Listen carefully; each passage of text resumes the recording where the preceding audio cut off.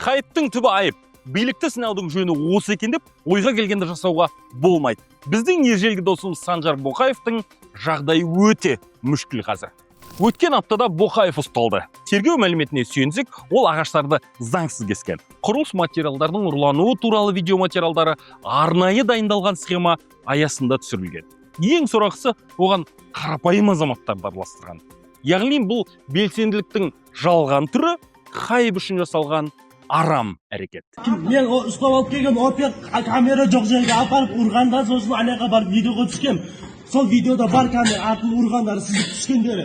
Халық Боқаев билікті сынап жатыр деп мәз болады. Алайда Боқаевтың өзі боққа батып жүр. Өзі ғана емес, бірнеше азаматқа ақша төлеп, оларды да заң бұзуға итермелеп жүр. Қолдан құрастырылған оқиға бар, оған қатысатын жазықсыз адамдар бар. Боқаевтың халықты мәз еткен контентінің артында осындай былық жатыр.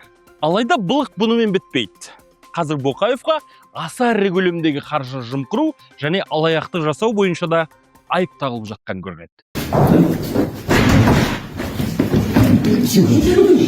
Болжам бойынша бұл экономикалық қылмыстар Боқаевтың Алматы әкімдігінде Есімовтің кезінде жұмыс істеген жылдарымен және Қазтрансгазда Шәріпбаевтың кеңесшісі болған уақытымен байланысты болуы бек мүмкін.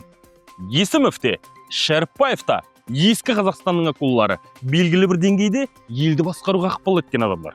Солардың ығында жүрген Боқаев ақпаратқа еркін қол жеткізген, әлбетте басқа мүмкіндіктерде шаш етектен. Ал осындай адамдардың өзі көлеңкеге кеткен сәтте активист ретінде атып шыққан Боқаев бұрынғыша жалғанды жалпағынан баса берем деп ойласа керек.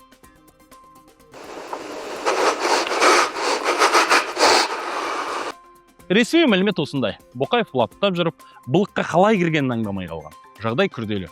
Ойлаңыз, адам мәселені қолдан жасап, оны қоғамға шын жағдай ретінде көрсетсе, бұл не арандату, не манипуляция, не билікке халықты әдейі айдап салу, елдің ашу-ызасын тудыру. Әзірге тергеудің алдын ала ғана деректері бар, алайда бұл әңгіме тек билікті сынау туралы емес. Бұл қолдан арнайы жасалған контент, оның соңы қылмыстық жауапкершілікке алып келу әбден мүмкін. Солай халқым, қаттырақ айғайлағанның бәріне сене беруді қою керек. Өз ойыңа, өз санаңа, өз ақылыңа сен.